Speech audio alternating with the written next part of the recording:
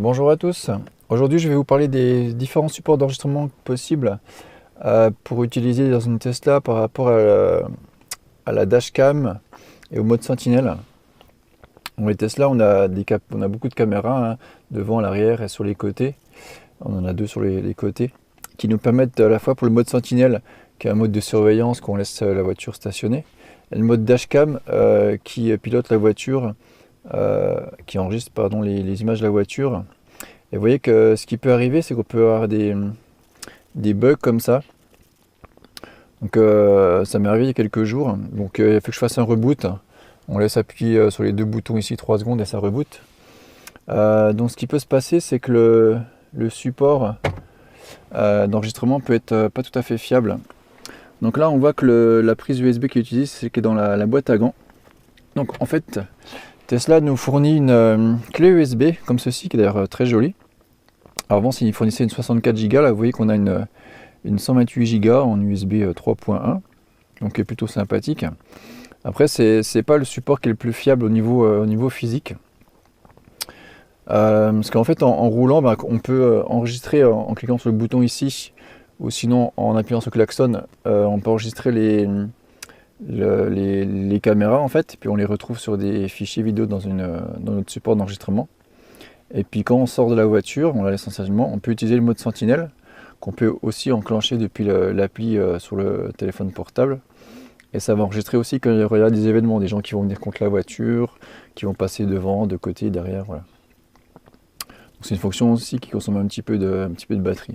Et la dashcam, c'est quand même vraiment important en cas d'accident, ou si quelqu'un vous fait une queue de poisson, quelque chose que vous avez besoin d'enregistrer, voilà, un petit coup de klaxon et on sait que ça enregistre sur le support USB. Donc la clé USB, elle est super jolie, on peut très bien la garder, puis on la mettre sur son porte-clés par exemple, et puis on va plutôt utiliser d'autres choses. Donc moi je vous propose deux autres méthodes.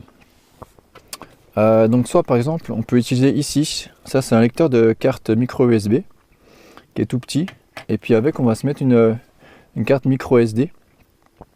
Et là par exemple j'ai pris une Samsung. Il faut prendre des cartes qui sont quand même de bonne qualité, donc il faut qu'elles soient au moins classe 10 ou en UHS niveau 1, c'est mieux qu'elles soient 2 ou 3. Et maintenant il y a une nouvelle classe vidéo qui s'appelle de V10 à V90, donc si vous prenez une V10 c'est bien.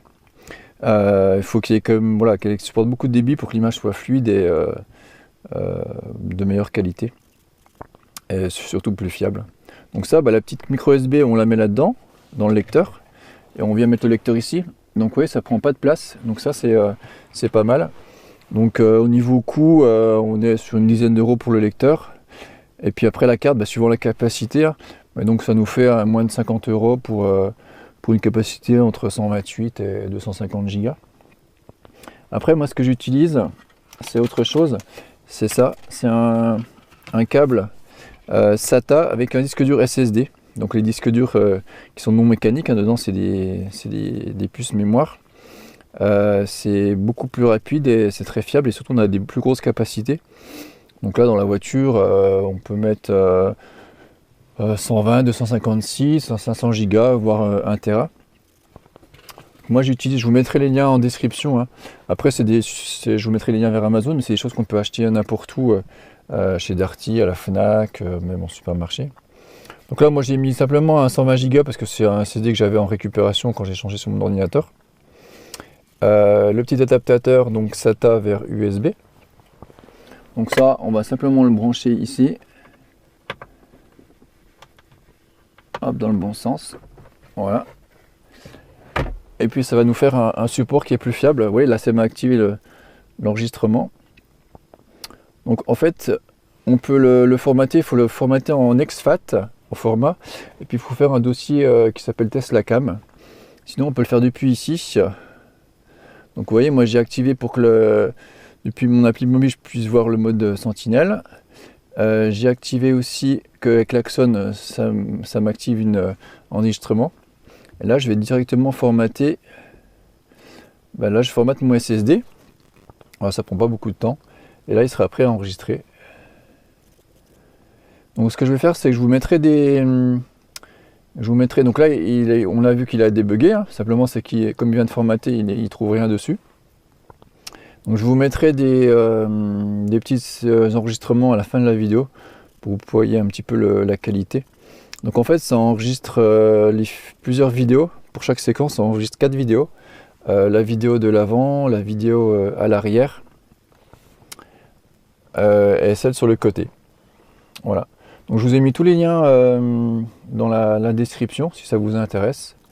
Et puis partagez-moi aussi voir ce que vous mettez vous comme matériel et puis comme capacité. Les SSD, l'avantage aussi, si on prend une grande capacité, on peut faire 2 partitions. Une partition par exemple pour stocker sa musique, et puis une partition pour stocker les vidéos de la Dashcam ou du mode Sentinelle. Voilà, à bientôt.